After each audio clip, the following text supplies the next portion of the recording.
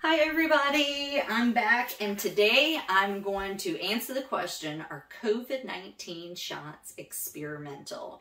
It's 2023 and some people are still confused about whether or not the COVID shots are experimental, including some pharmacists. Some pharmacists don't even know the answer to this question. People think, well, it's been out on the market now for several years, so it's not experimental, right? You would be wrong. The COVID shots, some of them anyway, are in fact experimental. Now, I've gone over package inserts in a previous video, but I'll go over it just real quick so you can understand. So this is a package insert from a COVID-19 shot. This was is a Moderna package insert, and you'll see it's blank, right? A FDA approved fact sheet looks like this. Lots of words on the page, lots of words on the page. And you can look up package inserts yourself. You can just type in the word flu vaccine package insert, hepatitis B package insert, COVID-19 package insert, and you can see the package inserts for that particular product. Okay, now it's very fair for the package insert for the COVID shots to be blank because it's experimental. We don't know, for example, now one of the side effects that's known is myocarditis and pericarditis. Well, when it's first being rolled out to the public, they didn't know that it caused myocarditis or pericarditis, right? So it's not on here because they didn't know. It's experimental. So before COVID, companies would put the word experimental on the fact sheets, but people didn't make them feel warm and fuzzy inside, right? Like, people have the idea experimental, I don't want to be a guinea pig. So for an example, and where is it? For an example, here's an emergency use authorization of, it's called Pharma, I'm not sure if I'm pronouncing that right, fact sheet for patients and parents/caregivers. And several times on here on the front page, they explain clearly this is an experimental drug. So I'll just show you. So there we go. You can see it says experimental. You can pause it, take a screenshot if you need to. And again, experimental. Can y'all see that? Okay. So, but there were studies that was done that showed people were less likely to take a product if on the fact sheets it had the word experimental. So what am I talking about?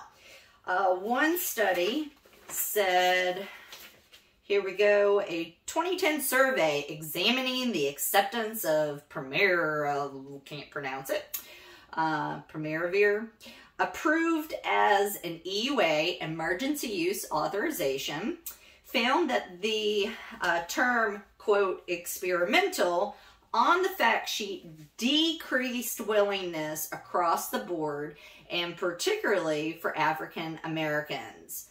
Now, why would African Americans be sketched out by the word experimental? Well, it's because people remember this. Tuskegee, okay? This is where the CDC did a bad thing. If you don't know about the Tuskegee experiments, here you go. I've written it down at the bottom. If you don't know what that is, I suggest you Google it and get caught up, okay? So the CDC did a bad thing and experimented on people. So that's why people have kind of a bad taste in their mouth when people use the word experimental. So what did companies learn? Companies learn people are less likely to take your experimental product if you use the word experimental. So what are they gonna do, right? Because they still they can't call it approved. So what can they call it? Well, they're gonna call it unapproved. And that's exactly what happened. So the COVID-19 shots, in the beginning, they used the word unapproved on their fact sheets. In 2020 and in 2021, they used the word unapproved, both on the fact sheets to recipients and caregivers and to the fact sheets given to healthcare providers. So I'll just show you one. This is from May 21st. There was other copies, but I'll just show you this one because it's nice and clean and clear. And you can take a picture if you want, take a moment, and you can see they use the word unapproved. Okay? So, for marketing, the experimental is out of here and approved is in. Now, at some point, and I didn't keep printing out the different, every version of the fact sheets that came out, but at some point, they got away from using the word unapproved, and they shifted to authorized, okay? Authorized. So, I don't know why they would want to do that, because here's the thing. These fact sheets are supposed to be written in a way that the public can understand. So, certainly the public understands what this means. Unapproved, some people might get it, some people might not, right? But for whatever reason, Pharma decided, I don't like that word, okay? Maybe people were slowing down to, you know, run out and get the shots. I don't know, but for whatever reason, unapproved is out, authorized is in, okay? So, that's where we're currently at, is authorized. Now, authorized, these are all in the same, they all mean the same thing, right? Okay? So, here's where I think that people are playing word games, okay? Even the pharmacists get tripped up on this. So, the FDA, it's FDA approved for EUA. That means emergency use authorization. So, it's FDA approved for emergency use. This is very different than an FDA approved shot. It seems the same, but it is not. Because a shot that's approved for emergency use authorization is unapproved experimental, right? But an FDA approved shot, that's approved. So although this seems very similar, it is not. It's the difference between approved and unapproved, okay? So if a pharmacist or a doctor says they're going to give you an FDA approved shot, you have to say FDA approved or FDA approved for emergency use authorization, for authorization, okay? Because it is different. And pharmacists are getting confused. Find it a little bit disturbing that pharmacists are getting confused about this, but they are. So, if you want to go out and let's say you want to get the approved shot, I will show you how you can do that if you so choose. Okay, so like I said, some of the COVID shots are approved, some of them are unapproved, but how can you tell the difference? A FDA approved shot will have a package insert.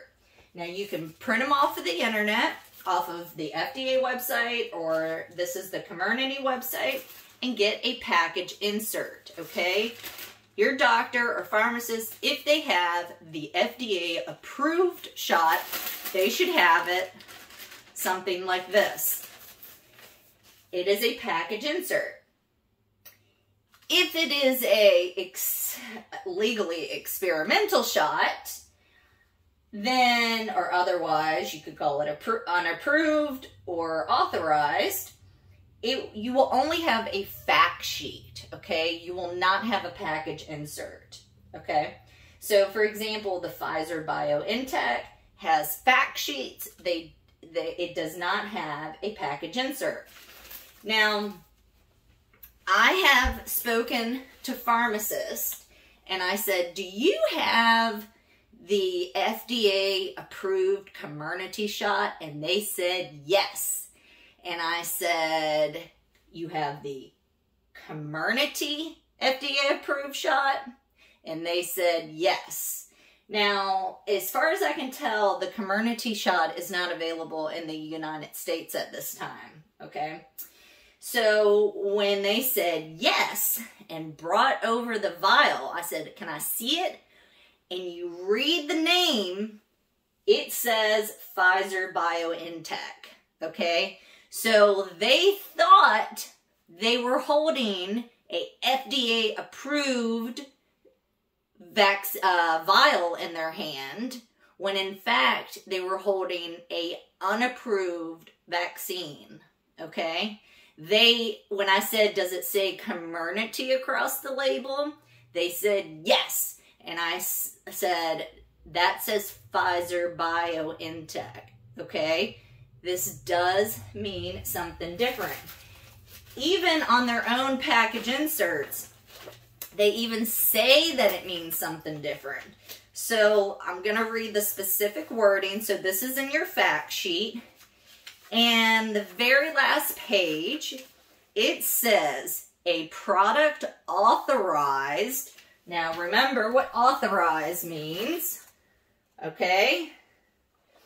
So a product authorized for emergency use has not undergone the same type of review by FDA as a FDA approved product, okay? So even on their own fact sheets, they're letting you know that an authorized product like Pfizer-BioNTech has not gone under the same type of review as an FDA approved product. These products may be exactly the same. I can't say. I can tell you that that there are certain individuals that will say these are exactly the same things, only they have different names.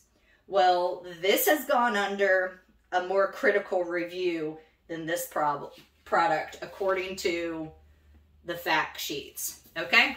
All right. So, now that we've covered that, we'll move on.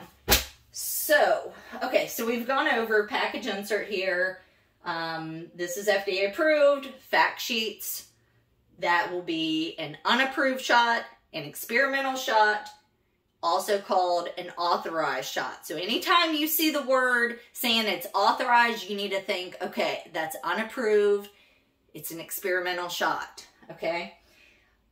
Package insert, when I was looking this up, I saw that Spikevax is now FDA approved. So, and the reason why I knew that is because there's a package insert for it, okay? So if you go on the FDA website, you'll see all the different shots, and you can just click on if you want Moderna, Pfizer, there's the Johnson & Johnson version. Anyhow, so when I was looking at the Moderna, it said package insert, and it's called Spikevax. So that's FDA approved. I don't know if that one's available or not in the United States. I haven't looked into that. So, and then you have the experimental Moderna COVID-19 vaccine. That is going to have a fact sheet. So, experimental, have a fact sheet. FDA approved will have a package insert. Now, legally, a FDA approved is no longer experimental, but if you get it, like, you don't know what's going to happen to you, so you're experimenting on your own body. because you've never gotten it before, okay? Like, just like people who take, you know, different depression drugs, that the therapist will say, well, let's try this. You know, let's try this drug and see if it works. Let's try this drug and see if it works. It's because they're not sure. You're experimenting on your own body, okay? So, anyway, what did I want to cover? Oh, I will let you guys know. So here was one of the pieces of information I found about experimental. So it says, FDA and the sponsor must test for readability and clarity and avoid language that stimulates negative responses. So this stimulated negative responses, gotta get rid of that. I thought that this is fine for clarity, but I do not think this is clear, because a lot of people think the word authorize means that it's like good to go, you know. It sounds very official. If you Google the definition of authorized, it sounds, you know, really great. But you have to understand, how are they applying this word? And they're applying it to say that the FDA is approved for emergency use authorization. Okay, so that's how they're applying that. So you have to understand. Okay, the last thing is, this is an article that I found off of Children's Health Defense. And it says emergency use authorization products are experimental under U.S. law. And I'll show you the law. Both the Nuremberg Code and federal regulations provide that no one can force a human being to participate in this experiment. Under U.S. Code, and I'll show you what the code is, authorization for medical products for use in emergencies. It is unlawful to deny someone a job or an education because they refuse to be an experimental subject. Instead, potential recipients have an absolute right to refuse an emergency use authorization vaccine. I've seen a lot of people violating this and threatening to fire people. So this is a problem. It violates the Nuremberg Code. If you don't know what the Nuremberg Code is, I encourage you to look it up and read number 1 of the Nuremberg Code. You can look up Nuremberg and what happened. Essentially, the Nuremberg Code was drafted as a result of the terrible things doctors did, the experiments that doctors did on Jewish people during the Holocaust, okay? So we signed the Nuremberg Code saying that we're not going to coerce you into a legally experimental product, okay? So if you've been coerced, we have a problem here, okay? Now, many of you say, well, you know, we have school vaccines that are mandatory. Now, I have a problem with that too, but many of you know that for vaccines, you can claim religious exemption, okay? So, if it goes against your sincerely held religious belief not to get these products, then you have the right to do that under the law, okay? So I'll just show you this last bit of information, these articles. So this came from Children's Health Defense.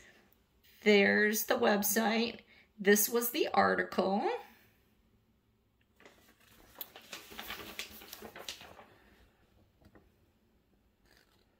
There's the code. I can show you, again, I hope this shows up with experimental. So here it is. And I'll just hold my finger. Maybe I'll point this.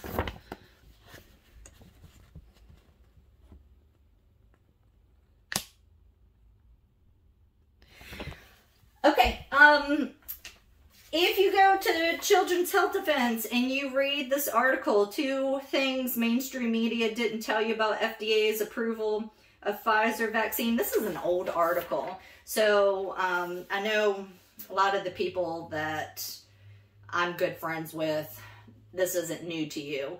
But if it is new to you, I encourage you to read it. And in the little search section, type in the word PrEP, P-R-E-P, PrEP Act, because Children's Health Defense just did a great article talking about the PrEP Act. So if you're not familiar with the PrEP Act, I encourage you to look up that. So you've got a little bit of homework. You've got the Nuremberg Code, you've got this article, and then you have the PrEP Act if you want to kind of get up to speed. So there we go. I think we've tackled it all today. So thanks for coming. See you next time.